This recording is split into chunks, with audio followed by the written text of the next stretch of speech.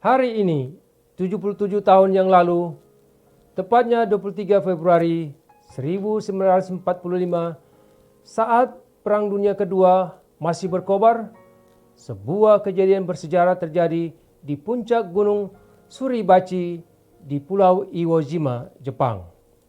Dalam Perang Iwo Jima, 19 Februari sampai 26 Maret 1945, di tanggal 23 Februari 1945, sejumlah anggota marinir Amerika Serikat berhasil mengibarkan bendera negara Amerika di puncak gunung tersebut.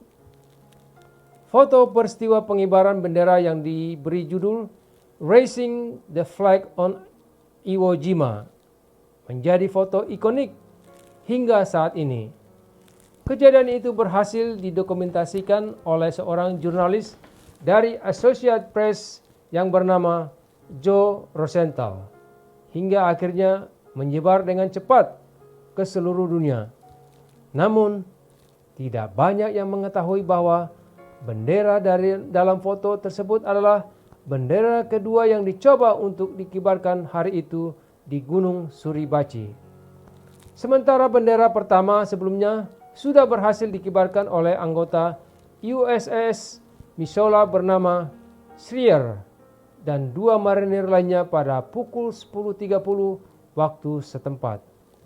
Sayangnya, bendera pertama dinilai terlalu kecil dan sulit terlihat dari sisi utara, sehingga para marinir mencari bendera dengan ukuran lebih besar untuk menggantikannya.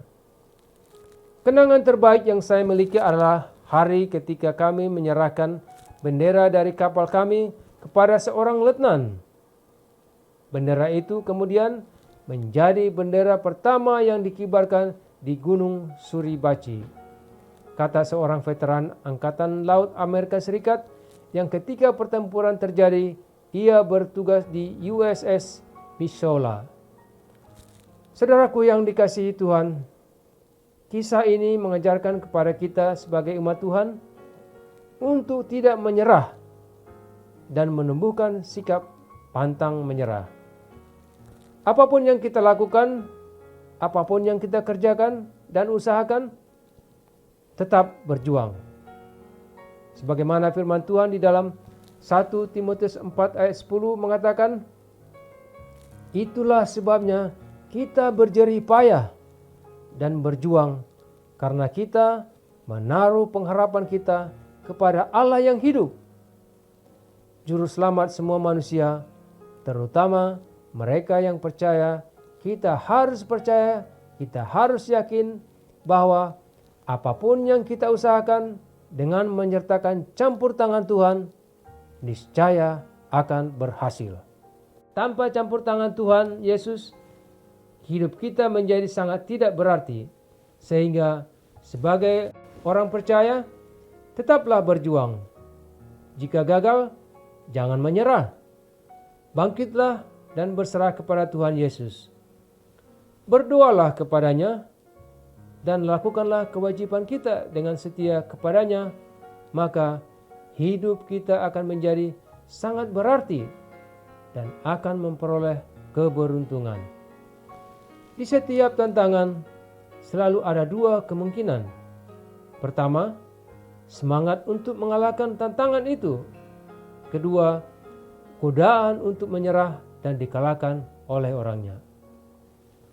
Orang yang gigih bukanlah orang yang menemukan kemudahan dalam menjalani hidupnya. Orang yang gigih bukan yang tidak pernah menderita. Orang yang gigih bukan orang yang tidak pernah gagal. Akan tetapi, berjuang untuk terus maju di tengah terpaan badai penderitaan maupun gelombang kegagalan, dan keluar dari sana dengan mental yang lebih matang. Orang gigih bukanlah orang yang tidak pernah bergumul dengan keterbatasan.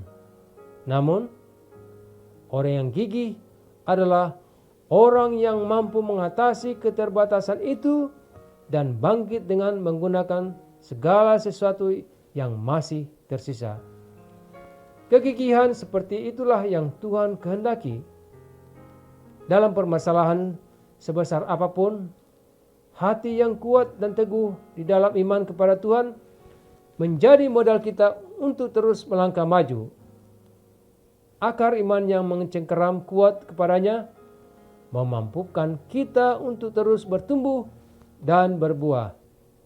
Bagaikan kekuatan burung Raja Wali, naungan sayapnya mengorbankan kegigihan kita, mendorong kita untuk terus mengepakkan sayap tanpa henti sampai mencapai tujuan.